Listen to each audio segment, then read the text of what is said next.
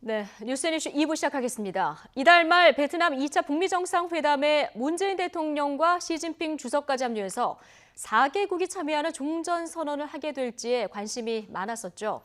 네, 하지만 청와대가 문 대통령의 합류 가능성이 거의 없다고 거듭 밝혔고 트럼프 대통령도 베트남에서 시 주석을 만날 계획이 없다고 말하면서 일단 가능성은 상당히 낮아졌습니다. 청와대 취재기자 연결해서 관련 내용 살펴보도록 하겠습니다. 신호 기자. 네, 신호입니다. 네, 자, 애초에 2월 말 베트남 북미 정상회담에 문재인 대통령이 합류할 가능성이 있다는 관측, 이 관측이 처음에 어떻게 나오기 시작한 겁니까? 예, 이 남북 미중 정상이 베트남에서 만나면 말 그대로 역사상 최초의 이벤트가 되죠. 이 시나리오는 지난 6일 홍콩 언론의 보도로 시작됐습니다. 사우스 차이나 모닝 포스트라고 지명도가 상당한 홍콩의 신문인데 여기서 트럼프 대통령과 시진핑 중국 국가주석의 회담이 27일부터 28일까지 베트남 다낭에서 열릴 예정이라고 보도했습니다. 그러면서 이 북미와 미중의 연쇄 정상회담 관측도 나오고 그러면 큰 그림이 나오는 것 아니냐. 또 종전선언이 이루어질 가능성이 크다. 그런 전망들이 나오기 시작했습니다. 그럼 여기에 문재인 대통령도 합류하게 될 가능성이 상당한 거 아니냐 이런 관측이었습니다. 네, 관련된 관측이 이어졌는데 청와대는 그런 전망을 계속 부인해 왔고요. 트럼프 대통령도 직접 부인해 나섰죠. 네, 그렇습니다. 트럼프 대통령을 백악관에서 만난 기자들이 물었습니다. 이달 중 시진핑 중국 국가주석과 정상회담을 하느냐 이런 질문을 했더니 트럼프 대통령이 아니라고 말하고 아마도 추후에 만날 것이라고 그렇게 답했습니다. 이달 말 미중 정상이 베트남에서 만날 가능성은 사라진 셈인데 청와대도 그동안 일관되게 문 대통령이 베트남에 가게 될 가능성은 크지 않다는 입장이었습니다. 현재로서는 베트남에서 남북 미중 정상이 만나서 종전선언을 하는 장면은 보기 어려울 것 같습니다. 네. 자, 종전선언이 사실 작년에는 평화협정으로 가기 위해서 반드시 거쳐야 할 수순으로 추진이 됐었는데 지금 우리 정부도 식어버린 이슈로 판단하는 분위기가 좀 있는 것 같습니다. 예, 그렇습니다. 종전선언은 이제 철 지난 이야기로 보는 분위기가 감지되고 있습니다. 작년까지는 평화체제 구축으로 가는 길은 판문점 선언에 기반해서 당연히 종전선언을 거쳐서 평화협정으로 이어지는 수순이었는데 2차 북미 정상회담을 앞둔 지금은 종전선언을 건너뛰고 바로 평화협정을 논의하는 것도 가능해졌습니다. 이 북한도 정치적 의미가 큰 종전선언보다는 이 제재 완화나 면제와 같은 실질적인 비핵화 상응 조치를 얻는 데 집중하고 있어서인지 종전선언을 요구하는 목소리를 최근에는 거의 내지 않고 있습니다. 자, 그렇다면 종전선언 건너뛰고요. 바로 평화협정으로 갈 수 있다는 것, 어떤 의미입니까? 네, 북한의 비핵화에 대한 미국의 상응 조치에는 여러 가지가 있을 수 있습니다.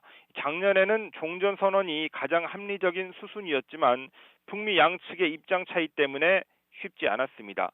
그렇다면 굳이 어려운 종전선언에 얽매이지 말고 지금은 실질적인 비핵화와 구체적인 제재 완화 내용을 바로 이야기하고 그 다음에 평화협정 논의에 들어가자 이런 분위기입니다. 2차 북미 정상회담을 앞두고서는 이 북미가 이미 비핵화의 본질적인 부분에 대한 논의를 시작했기 때문에 종전선언의 비중이 다소 작아졌다고 보는 해석도 가능합니다. 이와 관련해서 북한 김정은 위원장의 신년사를 보면 시사하는 부분이 있는데 평화체제 구축을 위한 다자협상 카드를 처음 꺼냈습니다.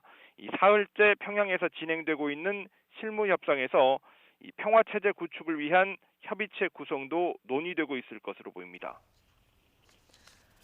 네, 스티븐 비건 미 대북정책 특별대표 지금 사흘째 평양에서 담판을 벌이고 있습니다. 오늘 네. 협상 내용을 가지고 돌아올 가능성이 높은 거죠? 네, 일단 오늘 돌아올 가능성이 크다고 보고 있습니다. 어제 오산 미 공군 기지에 이 수송기 한 대가 착륙하면서 한때 비건 특별대표가 귀환한 거 아니냐 이런 관측들이 있었습니다. 그제 비건 대표를 태우고 평양으로 갔던 미 정부 수송기가 어제 오후 5시쯤에 오산 미 공군 기지를 이륙해서 2시간여 뒤인 저녁 7시쯤 다시 착륙했습니다. 실제로 오늘 한 신문은 서울로 비건 대표가 돌아왔다고 일면 머릿 기사에 싣기도 했는데 오보였습니다. 김의겸 청와대 대변인은 오늘 아침 이 비건 대표가 아직 평양에 있다고 기자들에게 문자 메시지로 알려왔습니다. 하지만 언제 돌아오는지는 확인되지 않고 있습니다. 어제 오산 기지에 이륙했다가 착륙한 수송기에 누가 타고 누가 내렸는지 또 협상팀의 일부가 아닐까 하는 이런 추측만 가능한 상황입니다.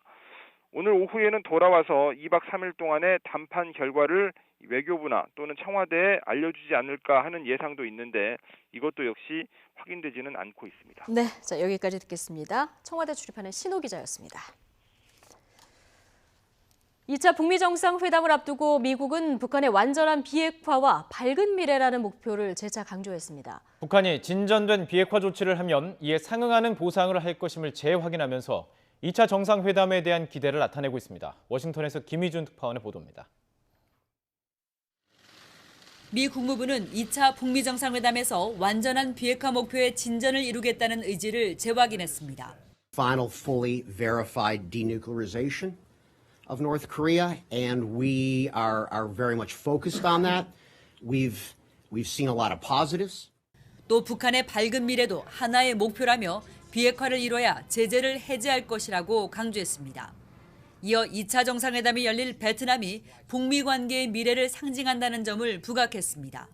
We move past conflict and division towards the thriving partnership that we enjoy today. 앞서 폼페이오 국무장관도 북한 주민에게 더 밝은 미래를 만들어주겠다며 비핵화에 따른 상응 조치를 분명히 약속했습니다. 조윤재 주미대사는 북한의 비핵화를 견인하려면 미국의 과감한 상응 조치가 필요함을 역설했습니다. 북한의 과감한 비핵화 조치를 이끌어내기 위해서는 미 측에서도 과감한 상응 조치를 검토할 필요가 있을 것이라는 점을 우리 측에 자주 설명해 왔습니다. 그러면서 평양에서 북미 실무 협상을 진행 중인 비건 대북정책 특별대표가 준비를 많이 하고 간 만큼 구체적인 진전이 있을 것으로 기대했습니다. 북미가 2차 정상회담의 성과를 위한 비핵화 의제 조율에 집중하는 가운데 국무부는 개최 장소를 놓고 세부 협의가 진행 중이라며 매우 좋은 정상회담을 고대한다고 밝혔습니다. 워싱턴에서 YTN 김유진입니다. 네, 당초 이달 말쯤 열릴 것으로 예상됐던 미중 정상회담은 더 늦어지게 됐습니다. 미국은 일단 이번 달 장관급 무역 협상에서 중국의 태도를 보고 결정하겠다는 입장인 것 같습니다. 강성훈 기자가 보도합니다. 도널드 트럼프 대통령이 시진핑 중국 국가주석과의 무역협상 최종 담판에 대해 유보적인 태도를 나타냈습니다. 아직 날짜가 잡힌 것은 아니며 3월 1일 시한 이전에 만나지 못할 것이라고 말했습니다. 시 주석과 최종 담판을 짓겠다며 의욕을 보였던 지난달 말의 입장에서 많이 후퇴한 것입니다. They'll be going, and we look forward to that. And then a little back and forth, and ultimately, I know that I'll be meeting with President Xi. 미국은 대신 다음 주부터 베이징에서 열리는 중국과의 고위급 무역 협상에 집중할 것으로 보입니다. 시 주석과 담판 회담을 하기에 앞서 중국을 압박해 대폭 양보를 얻어내겠다는 전략입니다. I can tell you there's nothing planned at this time for it, but the president has talked about potentially meeting with President Xi, and we'll see what progress we make next week. 미국은 특히 기술 강제 이전 철폐와 합의 이행 약속 등에 대한 중국 측의 확답을 받아내겠다는 강한 의지를 나타냈습니다. And again, I want to say all the issues are on the table. You know, your structural, so-called structural technology transfers, IP theft, cyber hacking. Enforcement is really important.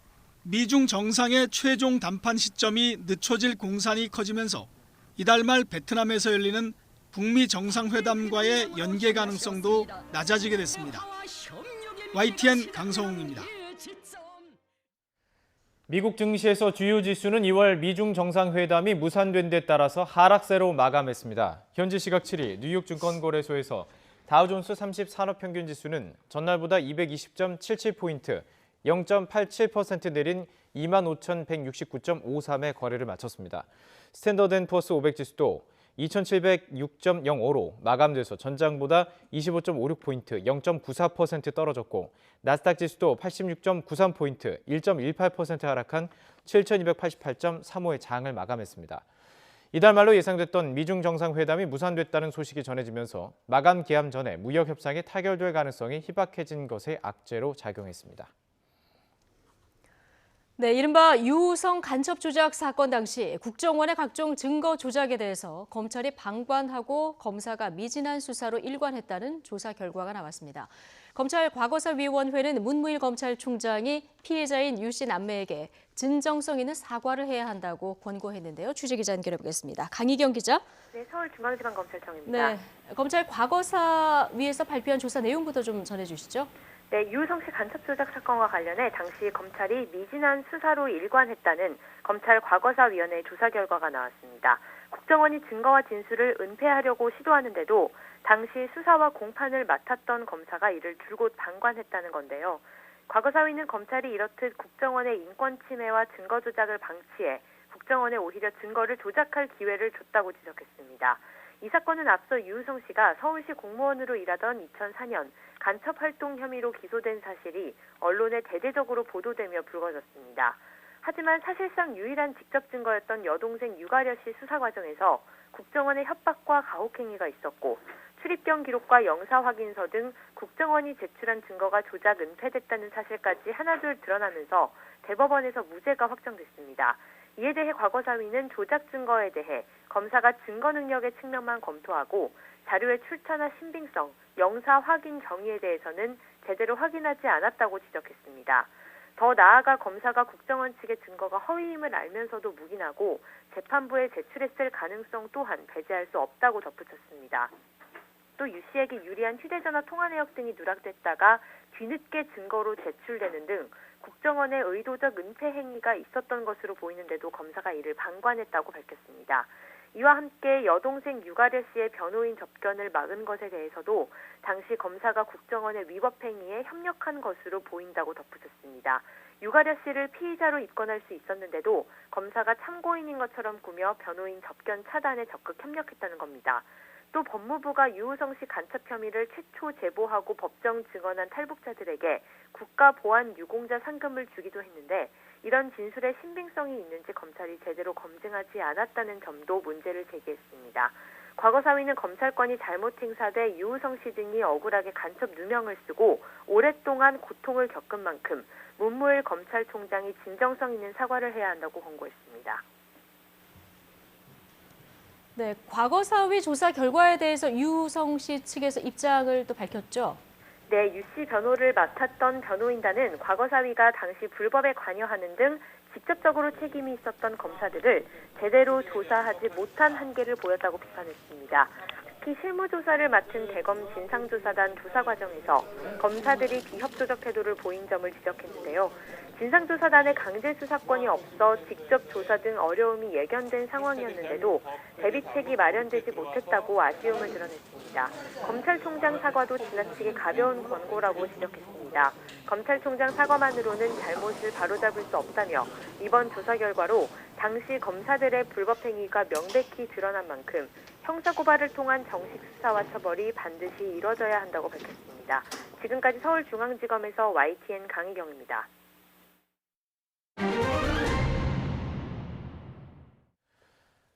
열악한 응급의료체계 개선을 위해서 헌신해온 윤한덕 국립중앙의료원 중앙응급의료센터장이 지난 설 연휴 갑작스레 숨을 거뒀습니다.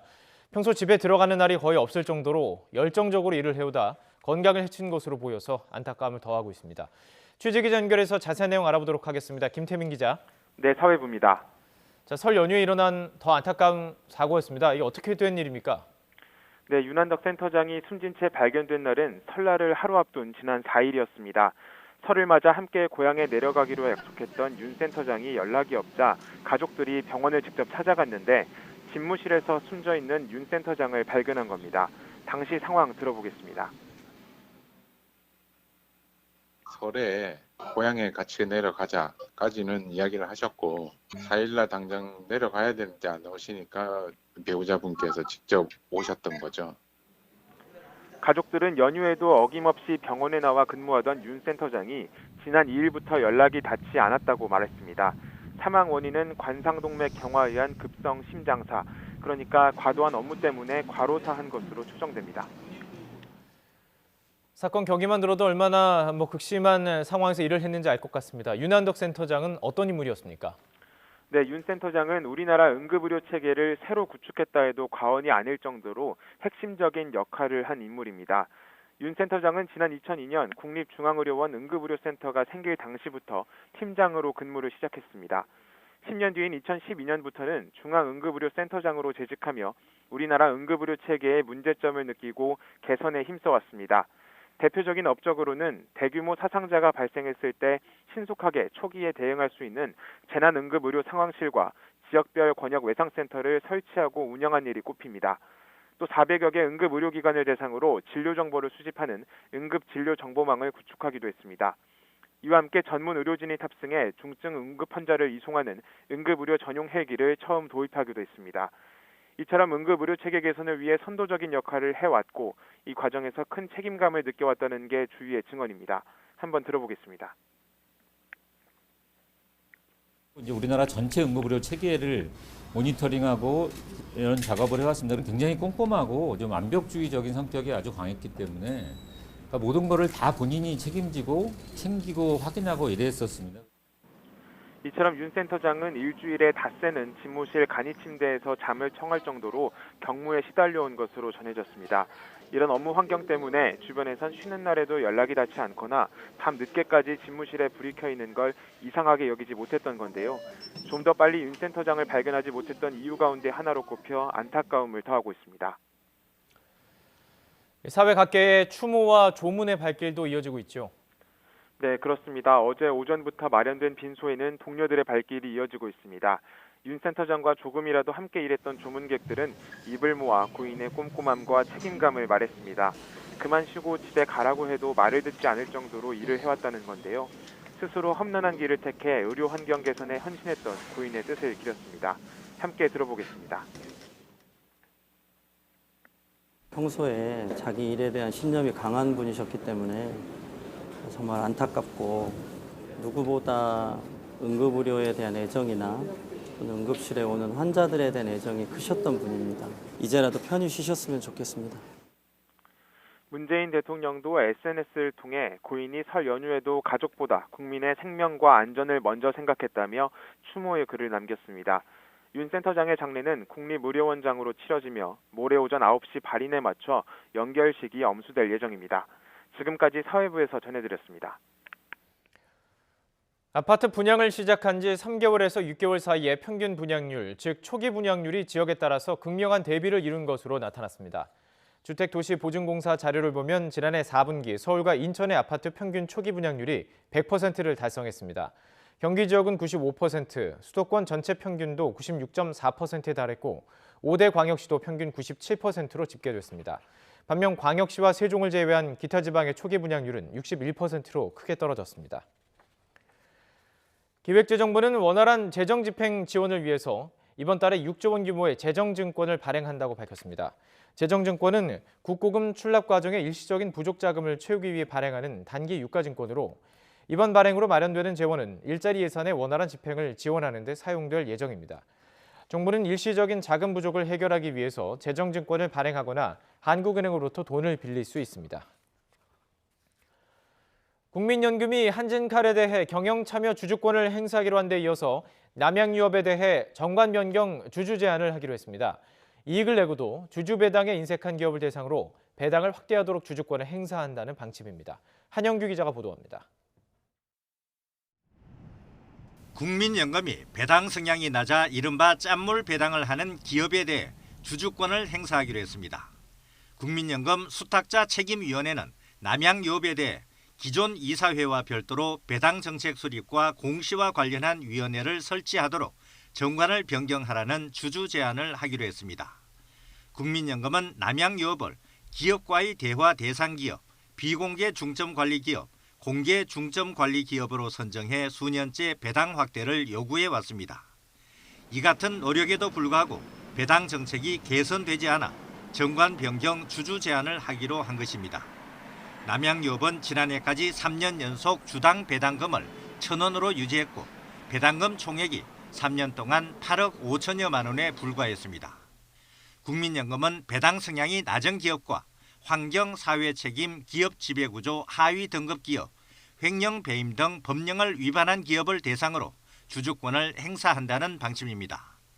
국민연금이 5% 이상 지분을 보유한 기업 가운데 지난해 배당 성향이 10%에 미치지 못하는 기업은 49개사에 이릅니다. 국민연금의 주주권 행사 방침은 3월 주총을 앞두고 있는 기업들의 배당 정책에 상당한 영향을 미칠 것으로 보입니다. YTN 한윤규입니다.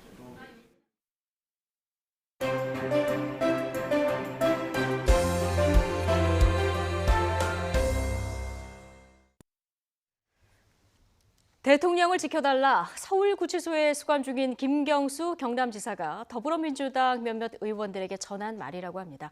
아직도 1심 판결을 받아들이기 어렵다 이런 심경도 전했다고 하는데요. 김경수 지사 1심 판결 후폭풍 아직도 가라앉지 않는 이런 모양새입니다. 그밖에 오늘의 정치권 소식 최영일, 이종근 두 분 시사평론가와 함께 나눠보겠습니다. 어서 오십시오. 안녕하세요. 안녕하세요. 자, 김 지사 측 이제 항소를 했는데 2심 재판부가 정해지는 대로 보석을 청구할 예정이다 이렇게 지금 전해지고 있어요. 네네, 이것도 뭐 일리는 있습니다. 예. 왜냐하면 현직 광역지자체장이기 때문에요. 경남지사 자리가 비어 있어서 그렇죠. 물론 이제 동정공백이 부지사가 아무래도. 대행 체제로 가고 있습니다만 예. 지금 해야 할 일이 많습니다. 왜냐하면 올해 들어와서 지금 서부경남 KTX 그렇죠. 김경수 지사의 공약 1호 사업이거든요. 경남 지역이 여러모로 경제적으로 지금 열악한 상황이에요. 지사의 예. 부재가 이 공백이 클 수밖에 없습니다. 예. 그래서 이제 보석 신청을 하는 것에 대해서는 전 상당히 뭐 현직 지사로서 책임감 있게 일하기 위해서는 어쩔 수 없는 부분이다. 재판은 재판대로 최종심까지 가겠죠. 그래서 법정 구속이라는 상황을 좀 면하기 위한 노력을 할 것으로 보여집니다. 홍준표 전 지사하고 형평성을 좀 거론할 가능성도 있을 것 그렇습니다. 같아요. 그 당시에는 그런데 이제 성완종 이 예. 메모 그때 드러났고 유죄를 받았다가 최종적으로 무죄가 됐는데요. 이때와 이제 형평성 문제도 당연히 이제 제기가 예. 될 거고요. 그리고 이제 이번엔 또 특검이고 사안이 좀 중대성은 있죠. 이제 그런 면에서 동일 비교할 것인가 하는 부분은 쉽지 않아 보이긴 합니다만 충분히 김 지사 측 입장에서는 제기해볼 문제다 이렇게 얘기할 수 있겠습니다. 예. 자, 어제 더불어민주당 일부 의원들이 서울구치소를 찾아서 김경수 지사를 이제 면담을 했는데요. 함께 간 박광원 최고위원, 자, 김경수 지사의 옥중 발언을 이렇게 전했습니다. 어떤 말을 했는지 듣고 오시죠. 본인도 정말로 걱정하지 않았는데 상상할 수 없는 그런 판결이었다. 왜 1심 재판부가 이렇게 무리하게 판결했는지 아직도 의아하다. 이런 입장을 밝혔습니다. 이제는 당도 경남 도정의 공백을 최소화하고 메우는데 함께 좀 노력을 해주셨으면 좋겠다는 그런 취지의 얘기를 했었고요. 문재인 정부가 꼭 성공할 수 있도록 모든 사람들이 함께 힘을 모아 나갔으면 좋겠다는 그런 얘기를 했습니다. 네. 상상할 수 없는 판결이었다. 아직도 좀 뭐 충격적인 그 마음을 가지고 있는 것 같고요. 마지막에 이제 얘기를 들어보셨지만 문재인 대통령을 지켜달라 이런 얘기, 그러니까 문재인 정부가 성공할 수 있도록 모든 사람들이 힘을 합해달라 이런 이제 옥중 메시지를 전했다고 하거든요. 야당에서 아무래도 대선 불복 이야기가 좀 솔솔 나오고 있기 때문에 이런 부분들이 걱정이 안 될 수가 없을 것 같습니다. 네, 그럴 겁니다. 왜냐하면 이제 김경수 지사 같은 경우는 현 정부를 만든 정말 최일선에서 만든 사람 중에 한 사람 아닙니까? 문재인 후보를 보필을 해서. 예. 근데 중요한 건 김경수 지사의 선고 이전까지의 어떤 상황을 기억을 해보면 사실 굉장히 한나라당이 아까 더불어민주당이나 혹은 집권 여당 그리고 문재인 청와대가 굉장히 공경에 처해 있었어요. 김태우 전 수사관의 폭로에 이어서 연이어 한 4차례에 걸쳐서 악재를 만났었거든요. 손혜원 의원의 의혹 사건까지. 어찌됐든 그럼으로써 전체적으로 여론조사에서의 긍정과 부정 평가율이 상당히 악영향을 미치는 것은 네. 사실인데 더불어 김경수 지사 본인의 어떤 선고까지도 거기에 어떤 악영향을 미치지 않을까. 설을 앞두고 거기에 대해서 상당히 큰 폭의 어떤 또 급락을 하지 않을까라는 걱정을 김경수 지사가 분명히 했을 겁니다. 그래서 그 구속되기 전에도 그런 메시지, 지금 현 정국에 대한 메시지도 의원들에게 그러니까 문재인 대통령을 보필해달라라는 어떤 메시지는 사실 예. 의원들에 대한 메시지만이 아니라 지지자들에 대한 메시지, 또 더불어민주당을 응원하는 그런 층에 대한 어떤 메시지. 그래서 더 이상 더 흔들리지 않게 좀 더 예. 적극적으로 지지해달라는 그런 정치적 메시지가 포함되어 있는 그런 내용이 아닐까 싶습니다. 네, 좀 여러 가지 정치권의 정권에서 터진 이런 문제들이 민심에 어떤 영향이 있었는지 다음 주 월요일마다 이제 YTN에서 여론조사를 네. 하니까요. 여론조사 결과 나오면 저희가 월요일에 또 분석을 해드리도록 하고요. 한국당 전대 이야기로 좀 넘어가겠습니다. 지금 한 20일 정도 남았잖아요. 맞습니다. 근데 2차 북미 정상회담 날짜랑 딱 겹쳐가지고 지금 상당히 곤란한 곤혹스럽죠. 입장인데 상당히. 네. 오늘 오후에 논의를 한다고 하는데 어떻습니까? 전대 연기될 가능성이 클까요? 아니면 잠시 후 2시에 이제 예. 회의에서 결정이 나오죠. 네. 이거 빠른 결정을 해야 되는 사안입니다. 우선 뭐 27일, 28일 양일 동안 북미 2차 정상회담 하는 것은 바로 이틀 전에 트럼프 미국 대통령의 국적연설에서 공식적으로 발표가 된 사안이고요. 예. 이건 뭐 부동으로 이제 확정된 날짜입니다. 그런데 이제 27일이 지금 자유한국당 전당대회인데 이것도 확정돼 있는 사안인데 그날 당일날의 보도가 묻히는 문제뿐만 아니라 그렇죠. 28일에 이 북미 지도자들 간에 공동 선언이 나올 가능성이 높기 때문에 예. 계속 묻혀 있어서 문제는 지금 자유한국당 입장의 고민은 이거죠. 내년 총선을 앞두고 이제 지지율이 조금씩 회복되고 있는 사안인데 여기서 한번 빅 이벤트가 바로 전당대회에서 그렇죠. 컨벤션 효과를 노려야 되는데 이게 끌어올려야 다 되는데. 사장될 상황이란 말입니다. 그러니까 당혹스러울 수밖에 없고요. 예. 그럼에도 그러면 오늘 불구하고 좀 연기될 가능성이 높을까요? 연기론에 대한 탄력이 실린 건 사실이지만 예. 쉬운 결정은 아니라고 봅니다. 이미 다 왜냐하면 정해져 있어서. 불확실성이 있습니다. 미룬다면 언제로 미룰 것인가? 예. 단 한 일주일을 미룰 것인가? 한 달을 미룰 것인가? 이미 홍준표 전 대표 당권 주자로 나와 있는데 네. 뭐 이제 공식적으로 나서겠죠. 이런 상황에서 한 달 연기해야 된다 이런 주장을 했어요. 그럼 3월 말이 돼 버립니다. 3월 말은 안전합니까? 김정은 합방하고 만나는 거 아니냐? 그런 위험성이 있고요. 이런 얘기가 또 그래서 거기다가 나오거든요. 예. 4월 재보선도 걸려 있고요. 또 사실 3월 1일이 되면 지금 올해는 3.1 100주년 되는 해입니다. 네. 그러니까 3월은 또 여러 가지 독립과 임시정부에 대한 재평가 이런 역사적인 또 과제들이 국민들이 함께 머리를 모을 이제 하나의 이슈로 네. 제기가 될 텐데 이런 상황에서 불확실성이 너무 높기 때문에 미루는 것이 능사인지 어찌 보면 이게 고민하다가 악수를 들 수도 있거든요.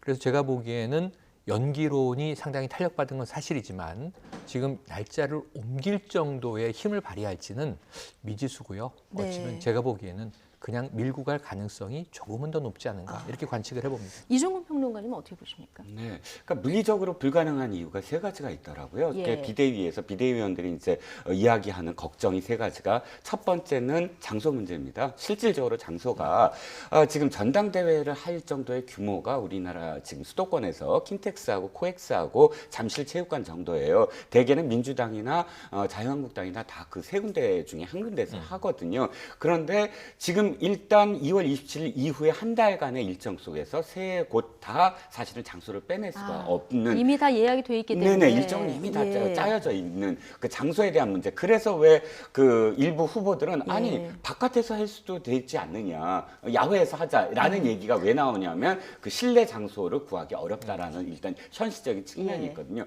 두 번째가 선관입니다. 이 전당대회 공당의 전당대회의 투표는 사실 중앙선관위가 관리를 해야 돼요. 모바일 투표부터 공정성 때문에. 근데 중앙선관위가 2월 27일까지 자유한국당 선거를 관리를 하고 그다음에 3월 13일에 있는 조합장, 전국 동시 조합장 선거를 관리를 해야 되거든요. 그럼 3월 13일까지 선관위가 아무것도 못 하는 거예요. 그러네요. 그러니까 예. 그 문제가 있고 마지막으로 4월 재보궐 말씀하셨는데 4월 재보궐을 지금 공천도 안 하고 아무것도 못 하고 있어요. 왜? 새로운 신임 지도부한테 맡긴다고. 비대위에서는 전혀 안 하고 있는데 지금 이 상태로 만약에 2월 27일에 못 한다 그러면은 재보궐 공천을 누가 하느냐? 비대위가 다시 나서야 돼요. 지금 비대위는 거의 끝 무렵, 그러니까 해체 수준으로 가고 있는데 갑작스럽게 권한을 행사한다? 이것도 또 문제가 있는 것이거든요. 그래서 현실적으로 세 가지가 어려운 어떤 난제예요. 그러니까 힘들다라는 쪽에 저도 무게를 둘 수밖에 없습니다. 두 분 말씀 듣다 보니까 전당대회 날짜 연기하는 문제가 보통 굉장히 일이 보통 일은 아닙니다. 아니네요. 예, 오늘 오후에 결정을 내린다고 하니까 좀 지켜보도록 하고요. 어쨌든 한국당 전당대회 날짜 때문에 지금 한국당이 한 차례 곤혹스러운 입장인데, 자, 이 날짜와 관련해서 나경원 원내대표가요 어제 신북풍을 거론하기도 했습니다. 자, 한국당 전대 연기 정치권에서 이와 관련해서 어떤 말들이 나왔는지 일단 들어보시죠. 와, 정말 이건 해도 너무하는 것 같더라고요. 작년에도 그 지방선거 하루 전날 미국 회담하더니 이번엔 또 우리 야당 전당대회 바로 그날이 2차 회담이. 이거는 우연이라고 할 수가 없고요. 김정은, 문재인 이 공동 정권에서 이날 하는 게 어떻겠습니까? 그래서 이거를 아마 안을 냈을 겁니다. 전당대회 날짜하고 공교롭게 겹친 것에 대해서 여러 가지 해석이 있습니다. 이것이 의심이기를 바랍니다. 그런데 행여나 또 내년 총선에서 또 한 번 신북풍을 시도하려는 것 아닌가 하는 우려가 있습니다. 저는 그걸 넘어서 세계가 자유한국당 중심으로 도나? 세계관이? 이런 생각이 들었고요. 저런 북풍이라는 개념이 이게 사실 공작인데 이게 안보 위기를 조장해서 선거에 유리하게 하려고 했던 게 보수 세력이 그랬던 거예요. 박관영 선관위원장, 전 국회의장님이 반드시 연기하실 것이다. 한국당이 아무리 색깔 정당이고 음모론에 개그를 좋아한다고 하더라도 이 개그까지는 안 할 것이다. 연기할 거다. 연기할 거다. 지금 박지원 의원 같은 경우는 두 분 평론가 의견과 다릅니다. 연기할 거다 이런 전망을 해주셨는데 오늘 오후 결과가 그래서 또 지금 주목이 되고요. 어쨌든 지난 1차 북미 정상회담 때도 또 지방선거랑 겹쳤잖아요. 그랬죠. 이렇다 보니까 한국당에서 자꾸 신북풍설 이런 얘기가 그러니까 지금 나와요. 저는 한국당 입장에서는 이런 불만 어린 목소리가 충분히 나올 수 있고 이해가 되고 또 뭐 나올 수밖에 없는 상황이 연출되고 있습니다. 그런데 문제는 아까 김진태 의원 얘기는 상당히 무서운 얘기예요. 김정은 문재인 공동정권이라고 표현하는데 우리가 언제 한반도가 통일이 됐습니까? 여기 한 명 빠져 있죠. 지금 북미 정상회담 날짜는 우리 정부는 개입도 안 했고 트럼프 대통령과 김정은 사이에서 확정된 거잖아요. 그럼 트럼프 대통령까지 지금 뭐 세계 정부가 연대하고 있단 말입니까? 그래서 아까 이 최민희 전 의원 얘기처럼 자유한국당이 세계가 우리를 지금 중심으로 돈다. 세계가 협력해서 우리를 지금 고사시키려고 한다. 이런 좀 음모론에서 벗어나실 필요가 있고요. 이걸 대응해야죠. 왜냐하면 지금 제1야당인 자유한국당 입장에서 북미 정상회담은 남의 일입니까? 남의 일이 아니죠. 그렇다면 당권 주자들이 이 문제까지 언급을 하면서 적극적으로 개입을 해서 이 칠의 의미라고 하는 것을 어떻게 자유한국당이 흡수할 수 있는지를 고민하고 대안도 내놔야 되고 또 우려되는 부분은 정부도 비판해야 되고 하는데 북미 정상회담은 남의 나라 얘기고 우린 지금 우리 전당대회만 중하다. 그럼 당권 주자들이 당권을 잡으면 뭐 할 겁니까? 그냥 집권을 위해서 노력한다고 하는 게 결국은 민심과 한반도 정세 상황이 돌아가는 것에 대해서 메시지를 내야 되잖아요. 올바른 메시지를.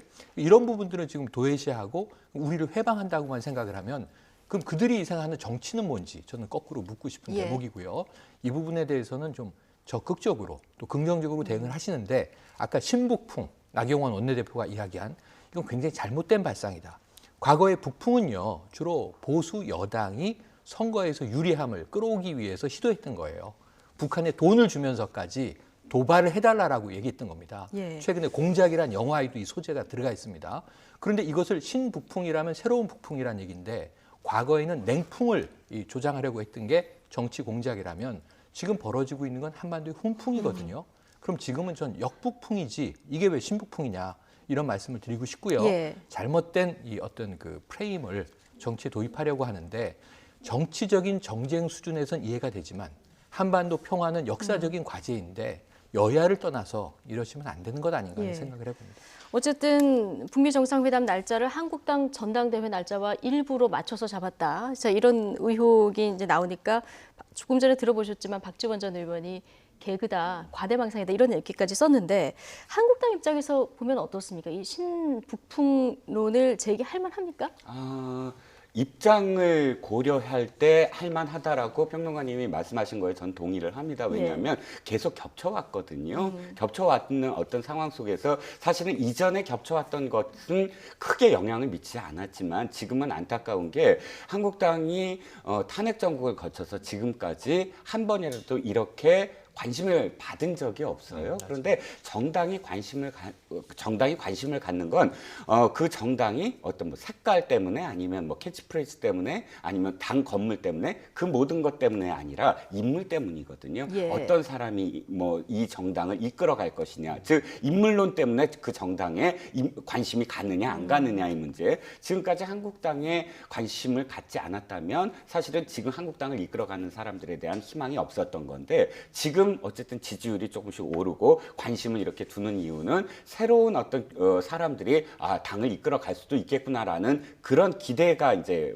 때문에 눈길을 모으지 않았습니까? 그런데 실질적으로 이번 그 북미 정상회담 이후에 더 많은 어떤 뭐 이렇게 평화의 그런 이벤트들이 열렸을 때 한국당이 이게 갑자기 관심이 줄어드는 게 아닌가라는 걱정의 반로로 나왔다고도 네. 뭐 이해는 할 수 있습니다. 그러나 평론가님 말씀에 또 오늘 또다시 동의를 한 게 뭐냐면 제1야당 그리고 또 한 10년을 집권을 했던 그 당이라면 어떠한 상황에서도 북풍이 변수가 돼서는 변수라고 인식하면 안 되죠. 북은 이미 상수가 됐다 우리나라에서. 그렇다면 어떤 상황에 닥치더라도 자신이 그 이슈를 소화해서 이끌어 나가는 그런 정당의 자신감이 필요하다. 지금 신북풍 얘기는 자신감이 떨어졌을 때 하는 이야기거든요. 그래서 저는 도리어 자신감을 회복하고 전당대회 예정대로 열면서 이 안보 이슈를 보수의 시각으로 사실은 다시 재해석해서 당당하게 임하는 것이 훨씬 더 좋은 어떤 결과를 낼 수 있을 것이다라고 생각합니다. 네.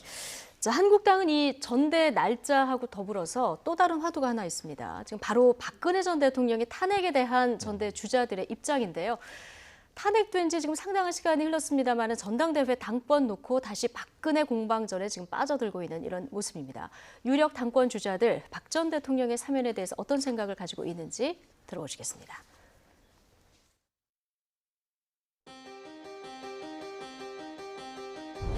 지난 2006년 커터칼 테러를 당하면서도 저를 지원 유세했던 박근혜 전 대통령에 대한 인간적인 안타까움이야 저 오세훈인들 그 어떤 분들보다 덜 하겠습니다. 이제 우리는 정치인 박근혜를 넘어서야 합니다. 이제 박근혜 전 대통령을 극복해야 합니다.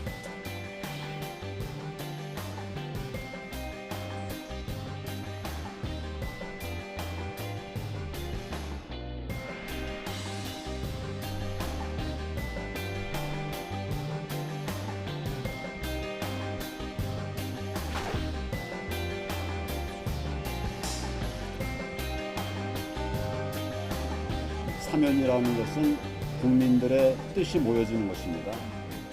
그런데 지금 이제 국민들이 또 여러 가지 의견들을 내놓고 좀 방금 그런 의견들도 적지 않지 않습니까? 그래서 그런 국민들의 의견을 잘 정부도 들어야 된다. 그런 생각을 합니다. 지금 시점은 아직 아니에요. 뭐 그렇지 않죠. 국민들의 생각이 수렴해보면 저는 여러 의견들이 나올 거예요. 결론이 나올 거예요. 네, 이른바 당권 주자 빅3의 의견을 저희가 들어봤습니다. 첫 번째 이제 얘기가 나왔었던 오세훈 전 시장의 네네. 얘기를 들어보면 지금 한국당에서 이 전당대회 준비 작업에 이르면서 사실 친박 그 표심을 구애하는 이런 발언이나 행보가 좀 많았었는데 네. 지금 탄핵을 부정 말아야 된다 이렇게 선을 긋는 모습이었거든요. 네네. 좀 차별화된 전략인 것 같아요. 차별화하기도 하고 이게 자유한국당 내에 당권을 잡겠다라고 나선 예. 입장에서는 좀 용기 있는 또 소신 발언이기도 해요. 네. 그 예를 들면 저를 좀 자유한국당 당권 주자들 토론에 좀 사회자로 불러주시면 똑같은 질문을 드리고 싶어요. 황교안 전 총리나 이 홍준표 전 대표에게는 그러면 박근혜를 극복하지 않으실 겁니까? 박근혜 갇혀 계실 겁니까? 네. 주자에게 공평하게 질문을 하면 오세훈 전 시장은 이미 극복해야 한다, 넘어서야 한다 이렇게 얘기를 했고 예. 다른 분들은 넘어서지 말아야 한다, 극복해서 안 된다, 박근혜에게 갇혀 있어야 한다 이렇게 얘기하시겠습니까? 아니잖아요. 네. 지금 저는 이 묘한 프레임이 짜여졌는데 어쩔 네. 수 없습니다만 사면론은요. 그럼 박근혜 전 대통령은 무고했다는 겁니까? 물어보면 탄핵을 당해선 안 되는데 탄핵을 당했다는 건지 죄가 있어서 잡혀 있으나 예. 지금 과거 역대 대통령들을 봤을 때 사면은 동정론으로 혹은 뭐 국격을 위해서 이런 얘기 과거에 많이 썼습니다. 풀어줘야 한다는 것인지 모호해요. 예. 사면론 자체도. 네. 그러니까 사면론 안에는 탄핵에 대한 또 정당성 문제를 어떻게 보느냐의 시각이 교차돼 있습니다. 그래서 사면론이냐 지금 이 극복론이냐 이 자체가 이미 박근혜 프레임에 갇혀 있는 상태로 전당대회가 치러지고 있는 것이다.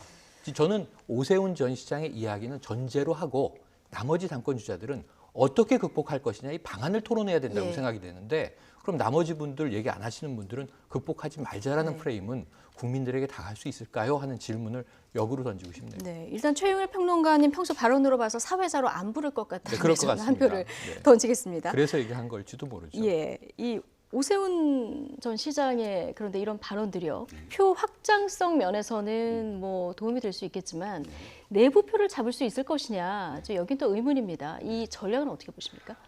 내부 표를 잡기 위해서 사실은 이 말씀을 하셨죠.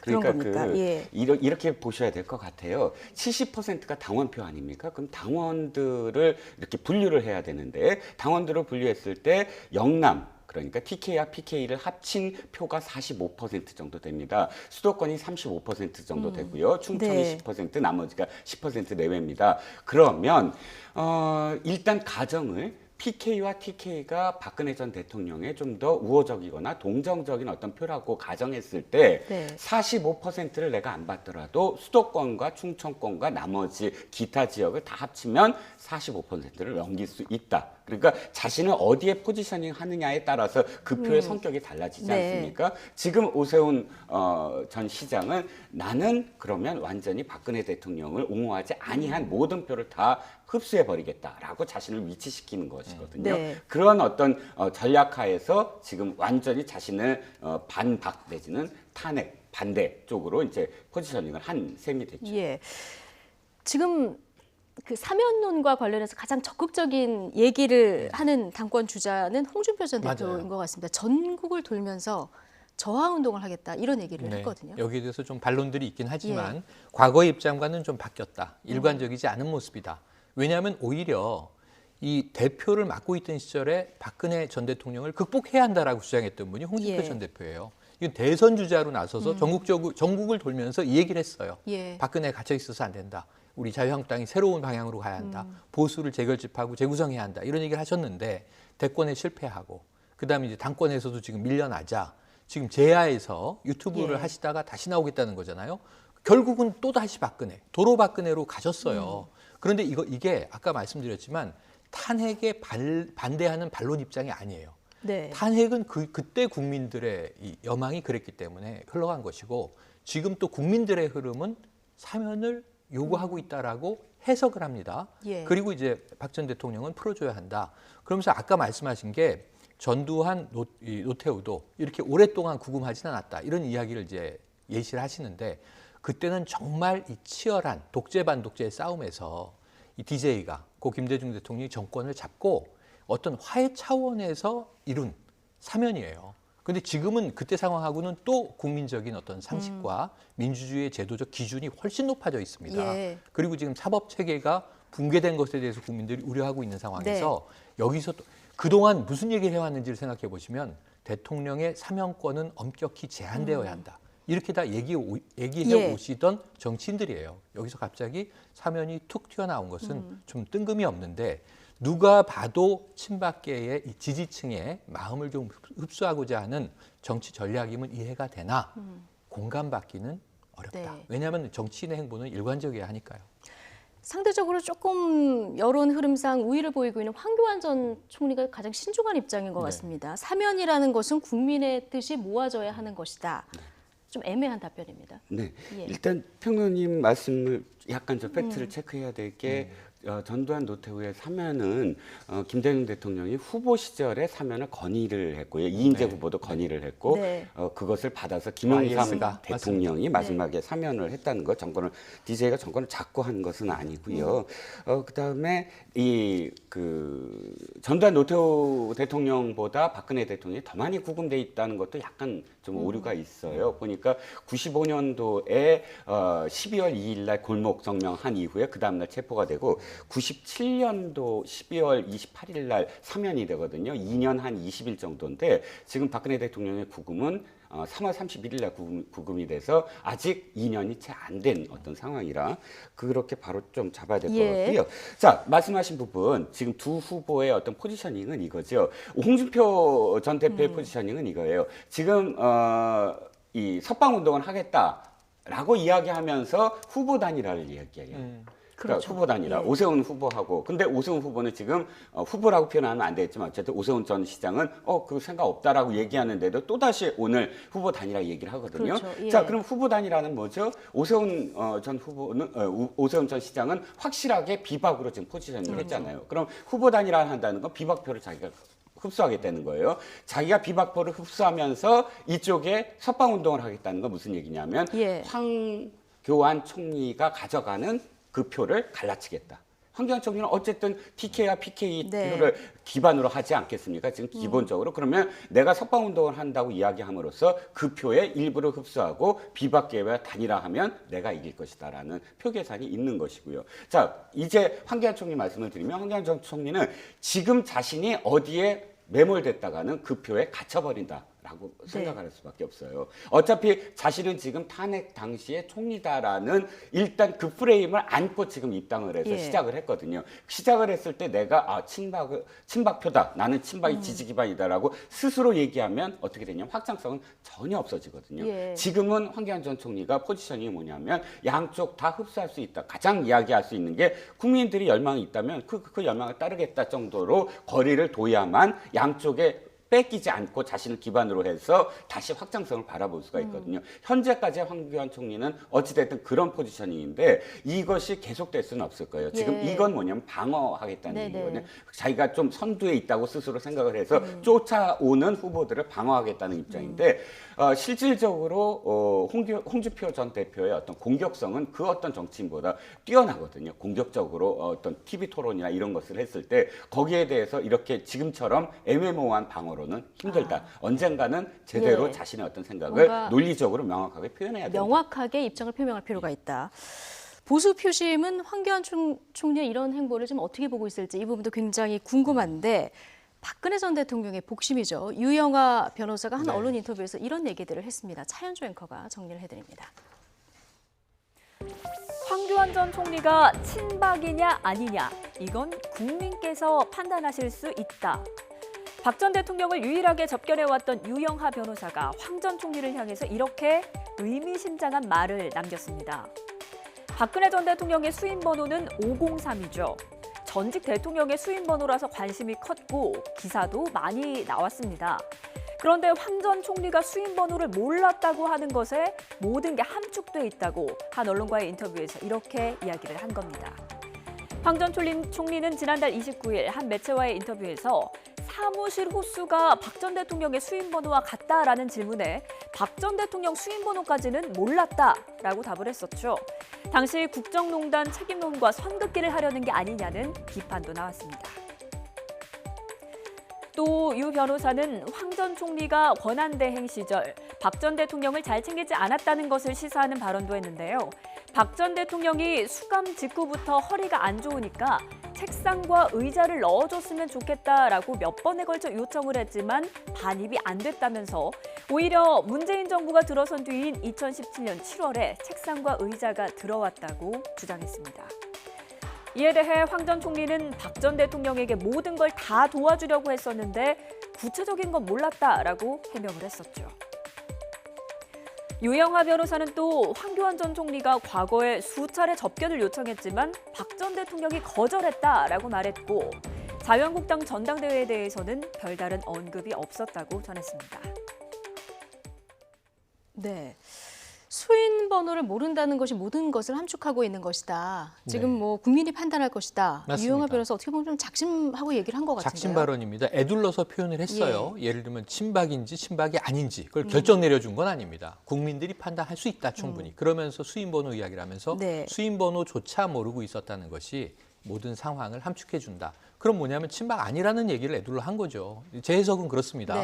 제가 잘못 본 건지 모르겠습니다만 그렇다면은 왜 이 이야기를 했는가?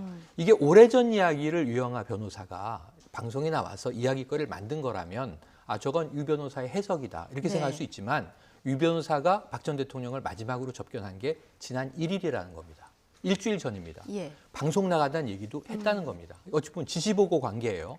그래서 이런 이야기를 하겠습니다라고 허락을 구하고 방송에서 말한다라고 전제를 달았어요. 그러면 박근혜 전 대통령의 의중이 반영된 그럼 사실상 저는 발언이다. 대변인이라고 봅니다. 이게 뭐 공식적인 직함은 아니지만 사실상의 대변인이 아닌가. 그렇다면 박 전 대통령의 이야기를 따른다면 결국은 사실 수감돼 있는 상황에서 허리가 아프니 책상이나 의자를 좀 바꿔달라.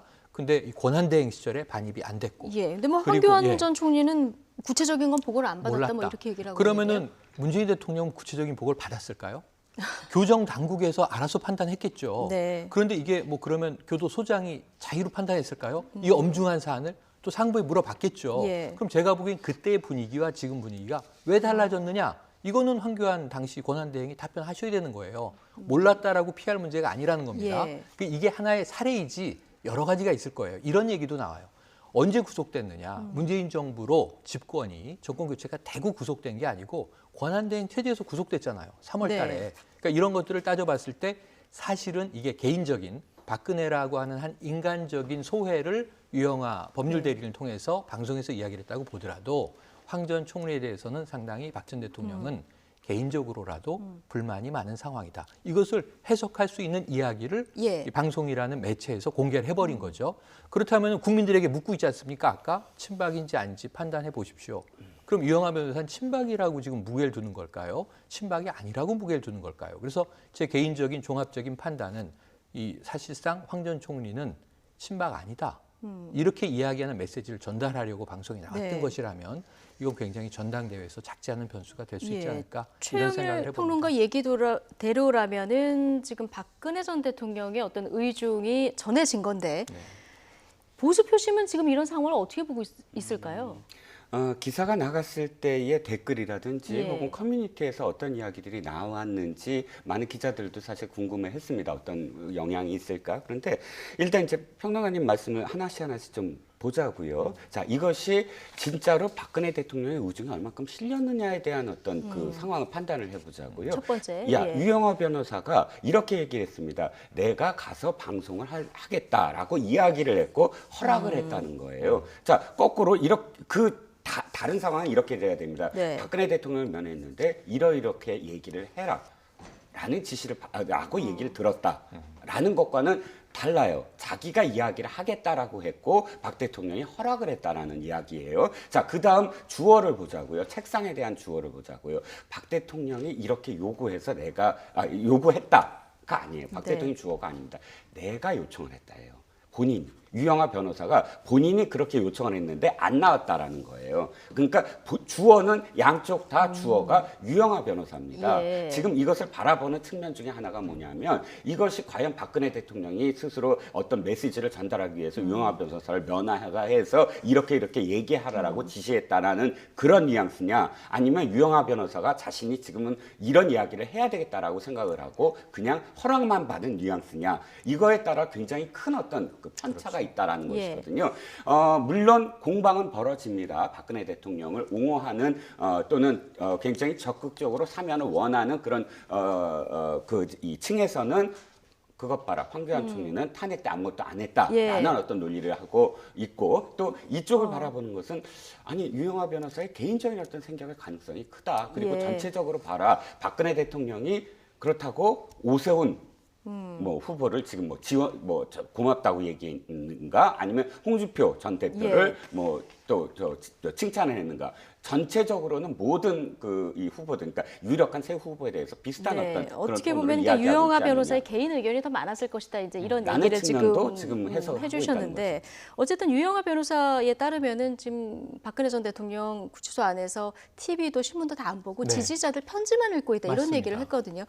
이렇게 되면은 여론 흐름을 조금 잘못 받아들이는 건 아닌가, 이런 걱정을 하시는 분들도 좀 높습니다. 있어요. 이 박근혜 전 대통령의 이러한 성향은 대통령 재직 시절부터 나왔던 거예요. 왜냐하면 본인의 고집, 어쩌면 주관이 굉장히 강했고, 지금도 어떤 미디어를 통해서 이제 흡수한다기보다는 오히려 통시적이고 거시적인 책들을 계속 인문학 관련 책들을 넣어드리고 책들을 주로 읽으신다는 거고요.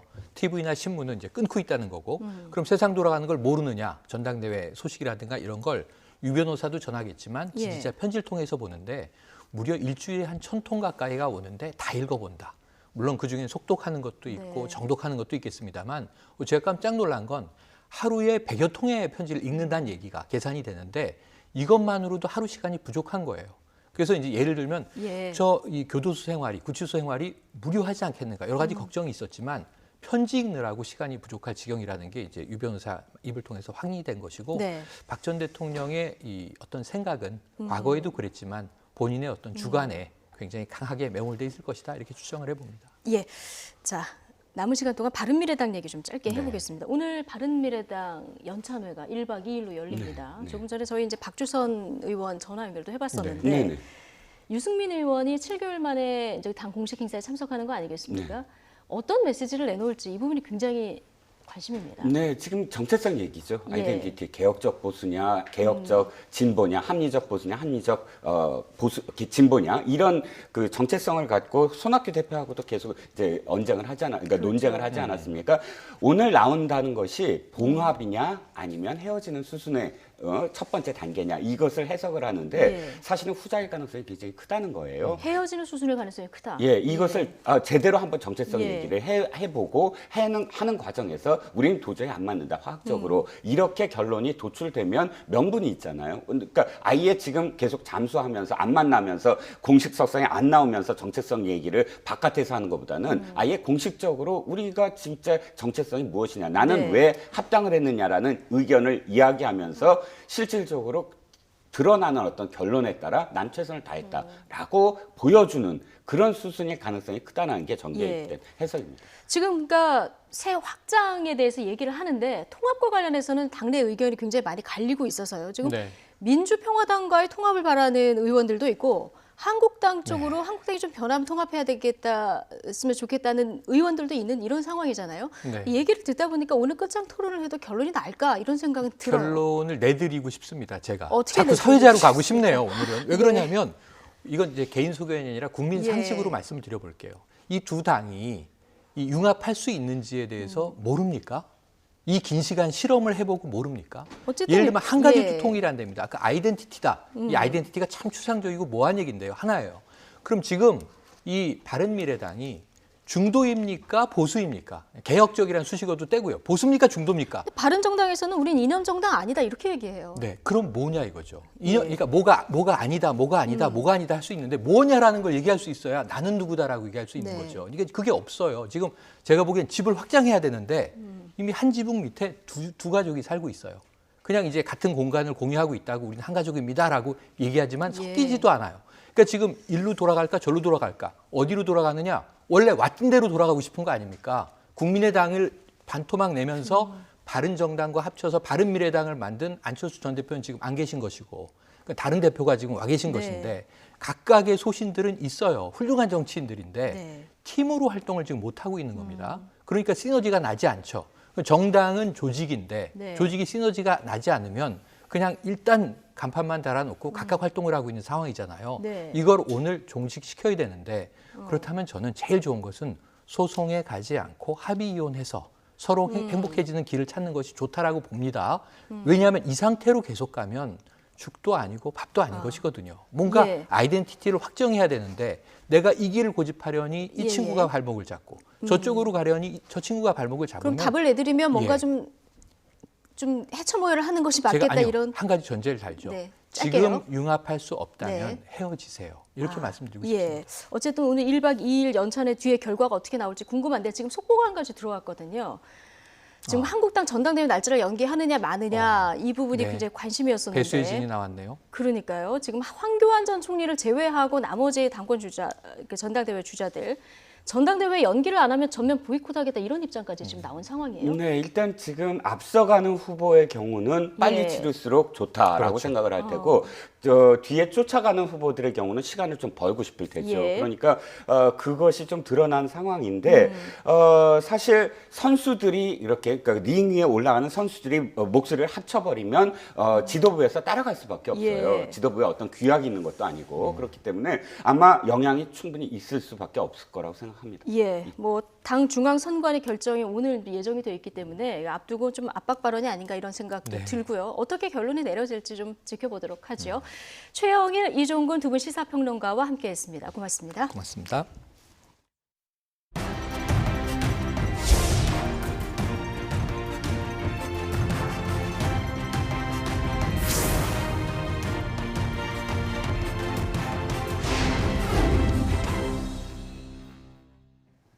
평양에서 진행 중인 실무협상, 이르면 오늘 마무리될 수도 있다는 관측입니다. 실무협상이 끝나면 비건 대표는 다시 한국으로 와서 우리 측 관계자를 만날 것으로 보입니다. 보도에 한혜원의 기자입니다. 돌아올 날짜도 정하지 않은 채 평양으로 향한 스티븐 비건 미 대북정책 특별대표. 국무부를 비롯해 백악관, 국방부 등 관계자 10여 명이 동행해 정상회담의 의제와 의전 등에 대해 전반적인 논의를 진행한 것으로 전해졌습니다. 비건 대표와 김혁철 전 스페인 주재 북한 대사가 마주 앉아 진행한 협상은 이르면 오늘 마무리될 전망입니다. 물론 현장 상황에 따라 협상이 내일 또는 모레까지 이어질 가능성도 열려 있습니다. 실무 협상이 끝나면 비건 대표는 다시 한국으로 왔다가 미국으로 돌아갈 것으로 보입니다. 미 측은 우리와 가졌던 사전 협상에서 평양에서의 실무 협의 결과에 대해 한국 측에 가장 먼저 빠르게 설명하겠다고 한 것으로 전해졌습니다. 김정은 북한 국무위원장의 의중을 곧바로 확인할 수 있는 평양에서 속도감 있게 진행된 협상에서 북미가 어떤 조율을 이뤘는지 주목됩니다. 또 준비 시간을 고려하면 이번 주 안에는 정확한 장소가 확정되어야 하는 만큼 정상회담 장소에 대한 언급이 있을지도 관심입니다. 이번 방북에 의전을 총괄하는 책임자가 동행한 것은 아닌 것으로 알려져 관련된 주요 협의는 별도로 이어질 전망입니다. YTN 한현입니다. 네, 이렇게 2차 북미 정상회담 위한 실무 협상이 진행 중인 가운데 미 국무부는 양측이 회담 의제 조율에 주력하고 있다고 밝혔습니다. 로버트 팔라디노 미 국무부 부대변인은 정례 브리핑에서 2차 북미 정상회담에서 종전선언 문제가 다뤄질지에 대한 질문에 정상회담과 회담 의제에 대해서 앞질러서 말하지 않겠지만 준비하는 데 집중하고 있다고 답했습니다. 팔라디노 대변인은 또 북한의 최종적이고 완전히 검증된 비핵화와 밝은 미래를 이루는 것이 목표라며 비핵화를 이뤄야 경제 제재를 해제할 것이라는 입장을 재확인했습니다. 조인재 주미 대사는 2차 북미 정상회담을 앞두고 스티븐 비건 미 국무부 대북정책 특별대표가 평양에서 진행 중인 실무 협상에서 진전이 있을 것으로 기대했습니다. 조 대사는 미국 시간으로 7일 가진 워싱턴 특파원 간담회에서 비건 대표가 방북 전 준비를 많이 하고 간 만큼 구체적인 일이 일어나지 않을까 기대한다고 말했습니다.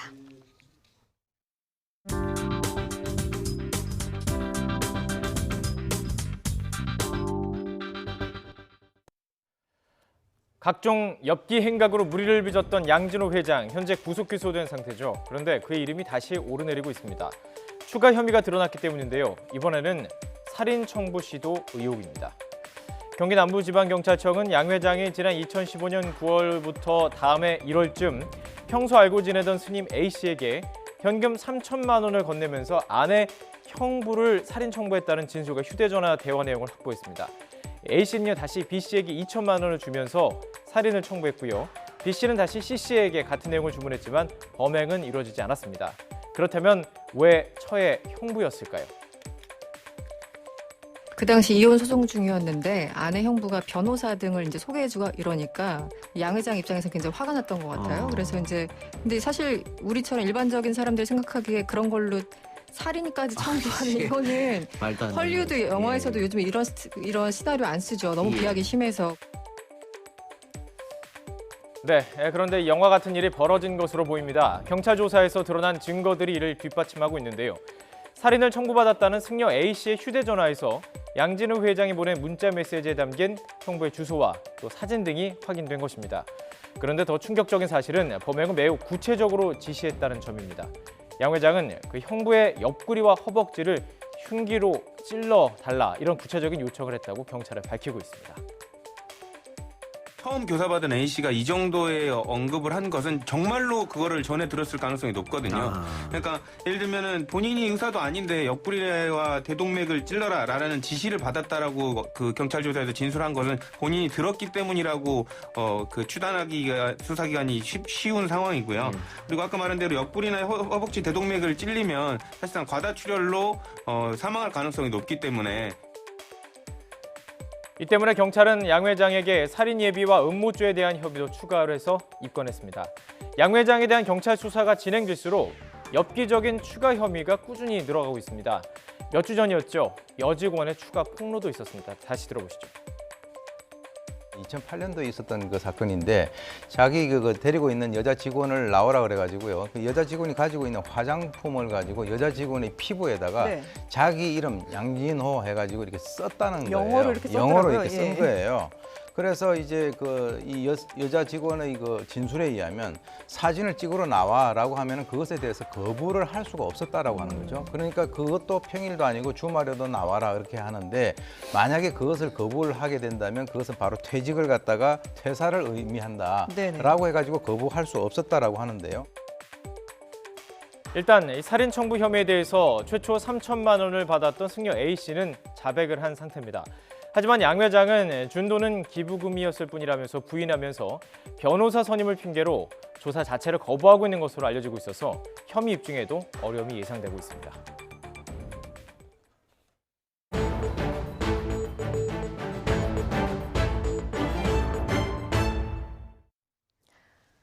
국정농단 사건으로 재판을 받는 박근혜 전 대통령의 구속기간이 연장됐습니다. 정치권을 중심으로는 지금 사면해야 한다는 이야기가 나오고 있는데요. 현실성이 있는 것인지 취재 기자 연결해서 좀 들어보겠습니다. 양희력 기자. 예, 대법원입니다. 네, 박근혜 전 대통령의 구속기간이 또 한 번 연장됐습니다. 언제까지 연장이 되는 겁니까? 네, 오는 4월 16일 자정까지입니다. 대법원은 국정농단 사건으로 구속 기소돼 상고심 재판을 받는 박근혜 전 대통령에 대해 구속기간을 추가로 연장했습니다. 4월 16일은 마침 2014년 발생했던 세월호 참사 5주기이기도 합니다. 박 전 대통령의 구속기간이 연장된 건 상고심에서만 4번째입니다. 1심과 항소심이 끝나면 대법원이 사건을 최종적으로 심리하는데 이를 상고심이라 부릅니다. 상고심에서는 3차례까지 구속기간을 연장할 수 있습니다. 지난해 10월 1일과 11월 30일에 각각 구속기간이 갱신됐고 이번이 마지막 갱신인 셈입니다. 예. 자, 구속기간 안에 판결이 내려지지 않으면 보통 풀려난 상태에서 나머지 재판을 받기도 하는데요. 4월 16일이 지나면 박 전 대통령이 그럼 석방될 수도 있는 겁니까? 한마디로 그럴 가능성은 없습니다. 예. 박 전 대통령은 이미 징역 2년형을 확정받은 상태입니다. 국정농단 사건과 별개로 2016년 4.13 총선을 앞두고 당시 여당이었던 새누리당의 친박계 인사들을 공천하기 위해 불법 여론조사를 한 혐의로 재판을 받았는데요. 1심과 2심에서 징역 2년을 선고받은 겁니다. 박 전 대통령은 기한 내에 상고장을 제출하지 않았고 검찰 역시 현행법상 징역 10년 미만의 사건에서는 양형부당을 이유로 상고할 수 없어서 그대로 형이 확정됐습니다. 이 때문에 박 전 대통령의 구속기간이 만료된다 하더라도 확정 판결에 따른 수용자 신분으로 국정농단 사건의 상고심 재판을 받게 됩니다. 대법원은 일단 박 전 대통령의 구속기간이 만료되기 전에 선고를 내릴 수 있도록 심리에 집중할 방침인데 박근혜 전 대통령이 재판에 넘겨진 뒤 1심과 2심 선고가 내려지기까지 1년 4개월이 걸린 데다가 혐의가 상당 부분 겹치는 이재용 삼성그룹 부회장의 상고심 재판 역시 벌써 1년 가까이 진행되고 있는 점 등을 고려하면 쉽지는 않을 전망입니다. 네. 지금 정치권을 중심으로 박근혜 전 대통령에 대한 사면 얘기가 언급이 되고 있습니다. 특히 지금 한국당 전당대회 당권 주자들이 이 얘기를 많이 거론을 하고 있는데 법적으로 봤을 때 실현 가능성 얼마나 있을까요? 네, 한마디로 아직 요건이 되지 않습니다. 사면과 관련한 법을 보면요. 특별사면의 경우 선고된 형이 확정될 경우 가능합니다. 현재 박 전 대통령의 형이 확정된 건 앞서 말씀드린 공천 개입 2년형이 전부입니다. 국정농단 혐의는 항소심 징역 25년을 선고받고 현재 상고심이 진행 중이고요. 국정원 특활비 수수 혐의는 징역 6년을 선고받고 항소심이 진행 중에 있습니다. 박상기 법무부 장관 역시 지난달 말에 열린 기자간담회에서 사면에 대해 답변하기도 했습니다. 3.1절 특사에 전직 대통령이 포함될 가능성을 묻는 기자들 질문이 있었는데 아직 재판이 끝나지 않았다며 재판이 끝난 사람이 대상이라고 못 박았습니다. 지금까지 대법원에서 YTN 양희력입니다. 2차 북미 정상회담과 함께 2월 말 개최 가능성이 거론돼 온 미중 정상회담이 이달에는 열리지 않을 전망입니다. 도널드 트럼프 미국 대통령은 현지 시각 7일 백악관에서 이달 중 시진핑 중국 국가주석과 정상회담을 하는지 묻는 기자들에게 아니오라고 말하고 아마도 추후에 만날 것이라고 덧붙였습니다. 트럼프 대통령 발언에 앞서 로이터 통신과 CNBC 방송 등도 미 정부 관계자를 인용해서 트럼프 대통령과 시 주석이 미중 무역 협상 시한인 오는 3월 1일 이전에 만날 것 같지는 않다고 보도했습니다. 도널드 트럼프 미 대통령이 미국 무선 통신망에 중국 통신 장비를 사용하지 못하게 하는 행정명령을 다음 주에 내릴 것으로 예상된다고 미국 언론이 보도했습니다. 의회 전문 매체 폴리티코는 트럼프 행정부가 스페인 바르셀로나에서 이달 말 열리는 모바일 월드 콩그레스를 앞둔 시점에서 행정명령을 발표하는 방안을 계획하고 있다고 보도했습니다. 미국 증시에서 주요 지수가 2월 미중 정상회담이 무산된 데에 따라서 하락세로 마감됐습니다. 현재 시각 7일 뉴욕 증권거래소에서 다우존스 30 산업평균지수는 전날보다 200.77포인트 내린 0.87% 내린 25,169.53의 거래를 마쳤습니다. 스탠더드앤푸어스 500지수도 2,706.05로 마감돼 전장보다 25.56포인트, 0.49% 떨어졌고 나스닥 지수도 86.93포인트, 1.18% 하락한 7,288.35의 장을 마감했습니다. 미중 무역 협상의 불확실성이 커지면서 아시아 주요 증시도 하락하고 있습니다. 오전 11시 20분 현재 일본 도쿄 증시에서 니케이 225 지수는 전날보다 1.67% 하락한 2405.9를 기록하고 있고 홍콩 증시의 항생 지수도 1.34% 하락한 27,061을 기록하고 있습니다. 네, 마을의 유일한 진입로가 콘크리트와 쇠사슬로 막혀서 중소기업들이 어려움을 겪는 이런 곳이 있습니다. 오랫동안 도로로 사용하던 땅을 사들인 토지주가 일명 알박기를 한 셈인데요. 기업들은 법도 또 행정기관의 도움도 받지 못하고 있는 이런 상황입니다. 김학무 기자가 취재했습니다. 작은 공장들이 몰려있는 마을에 단 하나뿐인 진입로. 길 양쪽에 50cm 높이의 콘크리트 벽이 쌓여 차 한 대 겨우 지날 정도로 좁습니다. 게다가 곳곳에 쇠사슬이 가로막고 있어 차량 통행이 아예 불가능합니다. 이처럼 도로 양쪽을 쇠사슬로 폐쇄하는 바람에 이 도로를 진입도로로 사용하던 이적 16개 업체가 공장 가동을 제대로 하지 못하는 등 큰 피해를 입고 있습니다. 30년이 넘게 관행도로로 쓰던 도로인데 이런 것들은 포천시나 112에 신고를 했는데도 자기 땅 가지고 행사를 하는 거라 어떻게 할 수가 없다고 하니까. 길을 막은 사람은 경매로 이 땅을 산 토지주의 남편 A씨. 2017년부터 업체의 토지 사용료를 요구하며 콘크리트 벽을 쌓아 길을 좁힌 뒤 매입가의 10배가 넘는 금액으로 살 것을 요구하다 급기야 쇠사슬로 통행을 아예 막은 겁니다. A씨는 토지 사용료를 내야 한다는 판결을 업체들이 따르지 않아 길을 막았다고 주장합니다. 협의할 것도 없고요. 재판 판결에 났어요. 왜 잘못됐으면 저를 고발하세요. 업체들은 A씨가 계좌번호를 알려주지 않는 등 협의가 안 돼 사용료를 줄 수 없었다고 말합니다. 전직 공무원인 A씨는 부근 남양주시에서도 10개 업체가 있는 마을 입구 땅을 산 뒤 길을 좁게 만들어 원성을 사고 있습니다.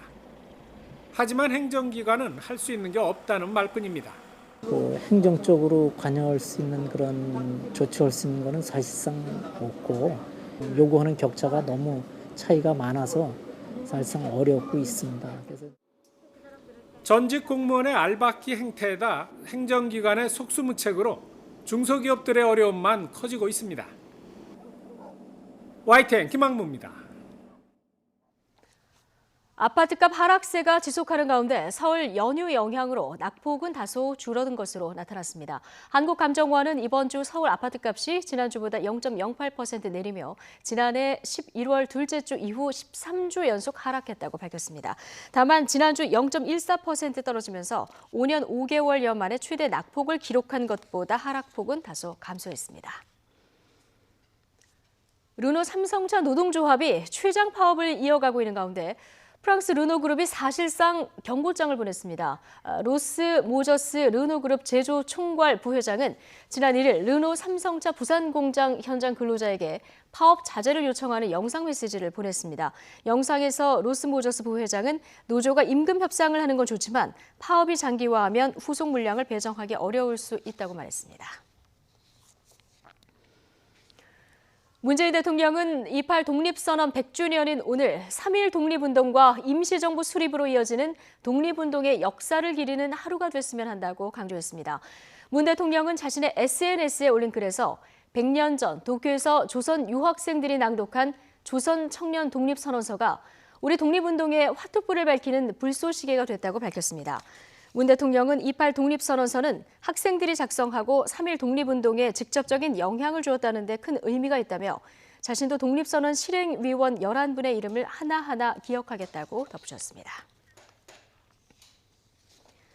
배우 송혜교 씨와 서경덕 성신여대 교수가 28 독립선언의 의미를 담은 안내서 만부를 제작해 일본 도쿄 시내 민박집 10곳에 배포했습니다. 서 교수는 자신의 SNS를 통해 한국과 일본의 젊은이들이 역사적인 날을 기억했으면 좋겠다는 뜻에서 배우 송혜교 씨와 힘을 모아 28 독립선언 100주년 기념 안내서를 한국어와 일본어로 만들었다고 밝혔습니다. 암은 우리 몸 곳곳에 있는 림프절에 먼저 전이된 뒤 이를 통해서 다른 장기로 퍼져나가는데요. 국내 연구진이 이 림프절에 도달한 암이 어떻게 살아가는지 원리를 밝혔습니다. 이를 역으로 이용해서 림프절에 있는 암을 억제한다면 전이를 막아서 생존율을 크게 올릴 수 있을 것으로 기대되고 있습니다. 이혜리 기자의 보도입니다. 우리 몸에 퍼져 있는 면역기관인 림프절. 대다수 암세포는 이 림프절을 거쳐 다른 장기로 전이되는데 이 때문에 림프절은 암 전이에 있어 중요한 척도가 됩니다. 하지만 지금까지 어떻게 암이 림프절에 전이돼 살아가는지 그 원리가 알려지지 않았습니다. 국내 연구진이 림프절에 도달한 암의 생존 비밀을 밝혔습니다. 림프절에 있는 암세포의 주 에너지원이 지방의 일종인 지방산이라는 사실을 확인한 겁니다. 암세포라는 것은 포도당을 사용하는 것으로 주 에너지원으로 사용하는 것으로 알려져 있었는데 저희 결과는 림프절 도달한 다음에 변화시켜가지고 포도당에서 지방산을 사용하는 방향으로 대사를 변화시켜서 적응해서 자란다는 것을 처음으로 밝힌 것이고요. 쥐실험을 통해 확인해봤습니다. 흑색종과 유방암에 걸린 쥐의 암세포에 지방산을 에너지원으로 사용할 수 없도록 하는 약물을 주입하자 전이가 크게 억제됐습니다. 이번에는 더 나아가 암세포에서 지방산을 에너지원으로 사용하도록 지시하는 유전자를 무력화시키자 역시나 전이가 진행되지 않았습니다. 지방산이라는 연료를 공급받지 못하자 암세포가 이동을 멈춘 셈입니다. 대사를 변화시키는 것을 억제하는 새로운 항암제라든지 또는 지방산 산화를 억제하는 항암제라든지 이런 쪽의 개발에도 또한 후속 연구를 통해서 이루어질 수 있을 거라고 생각하고 있습니다. 연구팀은 암 전이의 첫 관문인 림프절에서 암세포를 무력화시킨다면 말기 암으로의 진행을 막을 수 있을 것으로 기대했습니다. 이번 연구 결과는 국제학술지 사이언스지 온라인판에 실렸습니다. YTN 사이언스 이혜리입니다. 지난해 유럽에서 홍역 발병 건수가 전년보다 3배 이상 늘면서 72명이 숨진 것으로 집계됐습니다. 세계보건기구 WHO는 유럽에서 지난해 82,500여 건의 홍역이 발생해서 2017년 2만 5천여 건보다 3배 이상 급증했다고 밝혔습니다. 사망자 수도 2017년 42명에서 지난해 72명으로 늘었습니다. 이에 대해 WHO는 전반적인 예방접종률은 증가했지만 지역별로 편차가 커서 홍역 바이러스의 유행을 막기 어려웠던 것으로 보인다고 분석했습니다. 당뇨병 환자들이 알약처럼 먹을 수 있는 인슐린 주사제가 개발됐습니다. MIT와 하버드의대 등 공동 연구팀은 캡슐 속에 넣어 삼키면 위벽에 스스로 인슐린을 주입하는 주사제를 개발했다고 밝혔습니다. 완두콩 크기의 이 주사제에는 인슐린이 들어있는 바늘이 있어서 겉을 감싼 캡슐이 위산에 녹으면 위벽에 달라붙은 뒤 인슐린을 직접 주사하게 됩니다. 오는 27일로 예정된 자유한국당 전당대회가 북미 정상회담 날짜와 겹치는 것과 관련해서 일부 당권 주자들이 전당대회를 연기하지 않을 경우에는 전면 불참하겠다고 선언했습니다. 황교안 전 총리를 제외하고 홍준표 전 대표와 오세훈 전 시장까지 이런 주장에 가세했는데요. 잠시 뒤 한국당 선관위의 긴급회의를 앞두고 압박 차원인 것으로 보입니다. 국회 취재기자 연결해 보겠습니다. 우철희 기자. 네, 국회입니다. 네, 후보들이 직접 나선 상황입니다. 동참한 후보들 누구누구입니까? 네, 일단 현역 의원 신분의 당권 주자인 심재철, 정우택, 주호영, 안상수 의원이 공동으로 입장문을 냈습니다. 이들은 오는 27일 전당대회가 연기되지 않으면 전면 거부, 즉 보이콧에 들어가겠다고 배수의 진을 쳤습니다. 또 홍준표 전 대표와 오세훈 전 서울시장도 구두로 합의한 것으로 확인이 됐습니다. 사실상 황교안 전 총리를 제외하고는 모든 후보가 전당대회 연기를 요청하고 나선 겁니다. 그동안 2차 북미 정상회담이 오는 27일로 확정되면서 같은 날 새 지도부를 뽑는 전당대회를 열려던 자유한국당 내부는 고심이 가득했습니다. 자칫 국민적 관심이 줄어들까 걱정하면서도 후보 간의 유불리나 장소 선정 등의 실무적인 고려사항도 만만치 않은 상황이어서 쉽게 결론을 내지 못했습니다. 자유한국당은 잠시 뒤 오후 2시에 선거관리위원회와 긴급 비상대책위원회의를 잇따라 열어서 전당대회 연기 여부에 대한 결론을 내릴 예정입니다. 하지만 유력 주자인 홍준표 전 대표와 오세훈 전 시장까지 전당대회 연기를 요구하고 나서면서 당내 논란은 더욱 커지는 분위기입니다. 특히 전당대회 개최 시기에 따라 후보 간 득실도 크게 엇갈릴 수 있는 만큼 어떻게 결론이 나든 파장이 만만치 않을 전망입니다. 지금까지 국회에서 YTN 우철입니다. 미세먼지, 초미세먼지 등 대기 환경 오염 물질로 인한 피해가 날로 심화하고 있습니다. 중국발 미세먼지의 이동 경로를 파악하고 오염원을 정확하게 분석할 수 있는 우리 기술로 만든 정지궤도 위성이 올해 안에 발사됩니다. 이정우 기자입니다. 올해 발사 예정인 정지궤도 위성 천리안 2비호입니다. 미세먼지 등 대기오염 물질을 감시하는 해양 환경 관측 기능이 주요 임무로 미세먼지가 어디에서 오는지 규명할 수 있는 위성입니다. 한반도 일대 5,000제곱킬로미터 지역의 대기 화학 물질과 미세먼지 등을 실시간으로 관측할 수 있고 이동 경로를 정확하게 파악할 수 있습니다. 몽고나 중국이나 서쪽으로부터 동쪽으로 이동하는 모든 그 오염 물질들을 저희가 관측할 수 있을 것으로 예측하고 있습니다. 세계 최초로 환경 센서를 탑재한 이 위성은 미세먼지는 물론 질소산화물, 이산화황, 오존층 등 환경오염 물질의 흐름을 한눈에 확인할 수 있습니다. 또 한반도 주변의 해수면 온도 변화와 적조도 관찰할 수 있습니다. 기존 천리안 1호보다 해상도는 4배, 관측 횟수도 2배 이상 향상됐습니다. 천리안 2비호는 다음 달 말까지 조립을 마무리하고 오는 4월부터 본격적인 우주환경 시험에 들어가게 됩니다.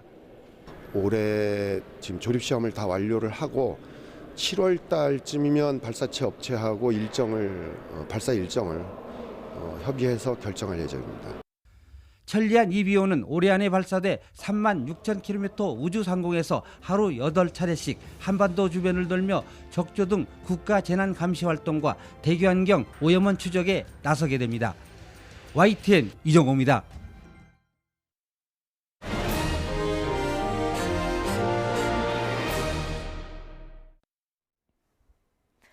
손석희 JTBC 대표에게 맞았다고 주장하는 프리랜서 기자 김모 씨가 손 대표를 명예훼손 등의 혐의로 검찰에 맞고소했습니다. 서울 서부지검은 어제 김 씨가 손 대표를 폭행치상과 협박, 명예훼손 혐의로 고소했다고 밝혔습니다. 김 씨는 고소장에서 손 대표가 방송 등을 통해 허위 사실을 유포했고 자신의 변호사에게 합의를 적용하는 문자 메시지도 보냈다고 주장했습니다. 오늘 오전 9시 10분쯤 청량리역을 출발해서 천안역으로 가던 수도권 전동차가 가산 디지털 단지역에서 굉음과 함께 멈췄습니다. 이 사고로 다친 사람은 없었지만 전동차 운행이 20분간 지연되면서 출근길 승객 500여 명이 불편을 겪었습니다. 코레일은 과전류로 표주가 나가면서 폭발음이 났다면서 열차를 인근역으로 회차해 정확한 사고 경위를 조사하고 있다고 밝혔습니다. 직장 여성의 상당수가 자녀를 임신하고 출산하는 과정에서 자신이 하던 일을 지속하지 못하고 있는 것으로 나타났습니다. 한국보건사회연구원이 분석한 결과 첫째 자녀를 임신한 취업 여성의 66%가 둘째 자녀를 임신하기 전에 하던 일을 그만뒀거나 다른 일을 한 것으로 나타났습니다. 또 첫째 자녀 임신 전 취업 여성의 40%만이 첫째 자녀에 대해 출산 전후 휴가를 사용한 것으로 조사됐습니다. 서울시청 앞 서울도서관 외벽이 3.1운동 100주년을 기념하는 내용으로 새롭게 꾸며졌습니다. 서울시는 도서관 정문위 꿈새김판에 조소왕 선생의 2.1 독립선언서 초고와 2.8 독립선언서 사진과 함께 3.1운동을 만든 독립선언들이 있습니다라는 문구를 담은 대형 현수막을 내걸었습니다. 서울시는 3.1운동 100년이라는 역사의 흐름과 시민들 스스로 주체가 된 독립정신을 생각해보고자 기획했다고 설명했습니다. 3.1운동 100주년 기념으로 제작된 창작 뮤지컬 여명의 눈동자가 투자 사기로 예정보다 3주 늦게 개막합니다.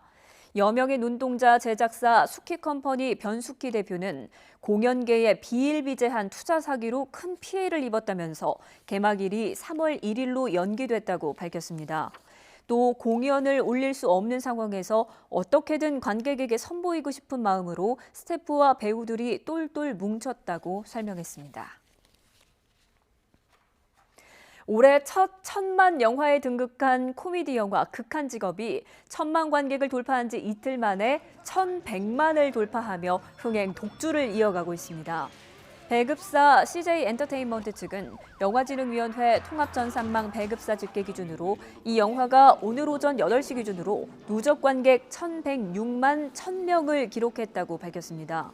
배급사 측은 극한 직업보다 빠르게 1100만 관객을 달성한 영화는 역대 흥행 순위 1위 작품인 명량 단 한 편뿐이라고 설명했습니다.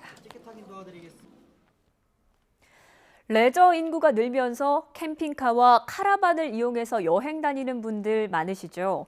하지만 덩치가 커서 주차해놓을 때가 만만치 않아서 어려움이 많았는데 한 지자체가 아예 카라반 전용 주차장을 만들어서 일석이조의 효과를 거두고 있습니다.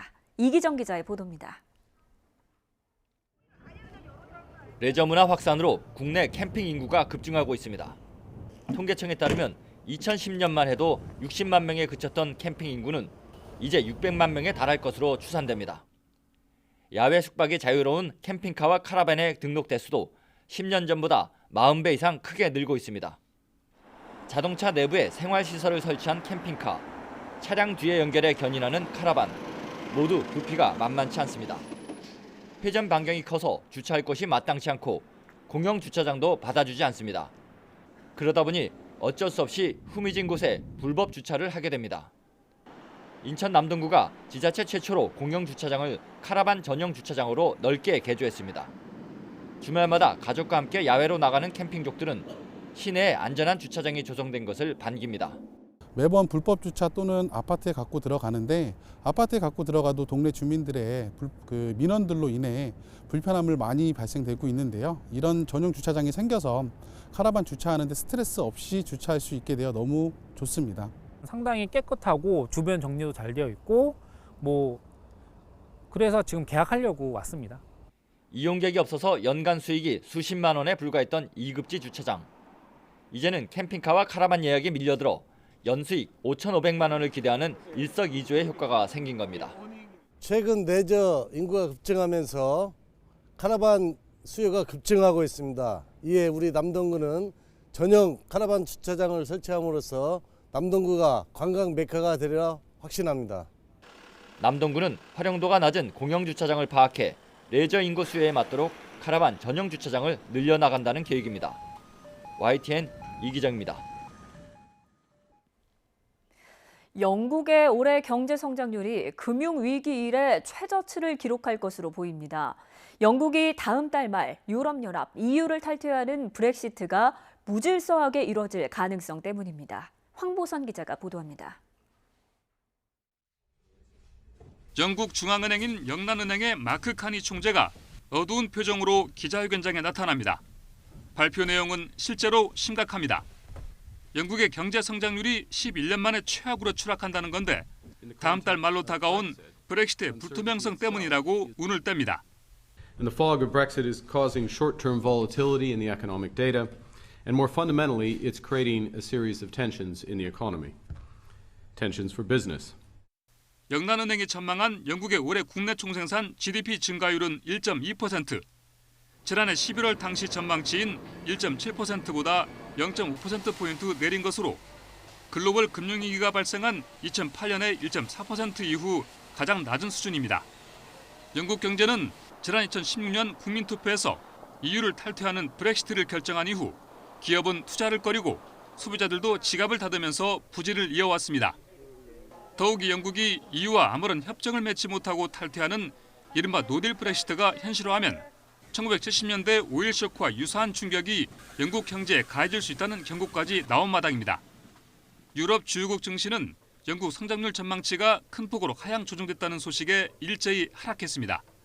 YTN 황보선입니다. 아르헨티나 출신 축구 선수 에밀리아노 살라가 탑승한 채 추락한 경비행기 잔해에서 수습된 시신의 신원이 살라로 확인됐다고 AP통신이 전했습니다. 영국 경찰은 현지 시간으로 6일 검시관이 영국 해협 해저에서 발견된 추락 경비행기 잔해에서 전날에 수습한 시신을 검사한 뒤 살라로 확인이 됐다고 발표했습니다. 살라는 지난달 21일 전 소속팀의 연고지인 프랑스 낭트를 떠나 새로 계약한 잉글랜드 프리미어리그 카디프시티에 합류하기 위해 이동하던 중 사고를 당했습니다. 일본 경찰이 지난해 아동상담소에 통보한 18세 미만 아동에 대한 학대 의심 사례가 사상 최다를 기록한 것으로 나타났습니다. 일본 경찰청은 지난해 아동 학대를 의심해 전국 각지의 아동상담소에 알린 사례가 한 해 전보다 22.4% 증가한 8만 104명으로 집계됐다고 밝혔습니다. 경찰의 아동학대 통보 사례는 집계가 시작된 2004년 이후 14년 연속 증가했는데 그 수가 8만 명을 넘어선 것은 지난해가 처음입니다. 이탈리아 로마 치암피노 공항 활주로 인근에서 2차 세계대전 때 투하된 폭탄이 발견돼 한때 공항이 폐쇄됐습니다. 이탈리아 국방부는 공항 부근에서 총 무게 150kg에 이르는 불발 폭탄 3개를 해체해 안전한 곳으로 옮겼다고 밝혔습니다. 로이터 통신은 이 과정에서 치암피노 공항이 3시간가량 운영이 중단됐다고 밝혔습니다. 주말을 앞두고 매서운 강추위가 찾아왔습니다. 이렇게 머플러에 목도리까지 하고 있지만 찬바람이 옷깃을 파고들면서 체감 온도를 끌어내리고 있는데요. 오늘 아침 서울 기온은 영하 10.2도까지 떨어지면서 올해 들어서 가장 추웠습니다. 지금도 기온이 영하 4도에 머물고 있고 종일 이렇게 영하권의 추위가 이어지겠습니다. 외출하실 때는 옷차림 최대한 따뜻하게 하시기 바랍니다. 현재 전국적으로 맑은 하늘 드러나 있습니다. 대기질은 좋음수준 보이면서 평소보다 더 청정한 상태를 보이고 있는데요. 다만 낮에도 기온이 크게 오르지 못하겠습니다. 오늘 낮 기온은 서울이 0도, 광주 4도, 대구는 5도로 어제보다 1에서 4도가량 낮겠습니다. 주말에도 하늘 표정은 맑겠지만 서울 아침 기온이 영하 8도까지 떨어지면서 무척 춥겠는데요. 특히 내일은 서울의 낮 기온이 영하 1도로 오늘보다 조금 더 낮아서 종일 영하권의 추위가 기승을 부리겠습니다. 강추위는 일요일까지 이어진 뒤 다음 주 초부터 점차 누그러질 전망입니다. 미세먼지가 사라진 건 반갑지만 강추위로 시설물 피해가 우려됩니다. 특히 수도 계량기 동파 사고가 급증할 것으로 보이니까요. 이 장시간 외출하실 때는 온수를 조금씩 흘려주시는 게 도움이 되겠습니다. 지금까지 상암동 야외 스튜디오에서 YTN 권혜인입니다. 네, 골프의 최우성 선수, 골프 좋아하시는 분들 사이에서는 낚시 스윙으로 유명하던데요. PGA에서 데뷔전을 치렀죠? 그렇습니다. 역시 특이한 폼 때문에 많은 주목을 받았는데요. 잠시 뒤에 스포츠부 기자와 성적도 한번 살펴보겠습니다.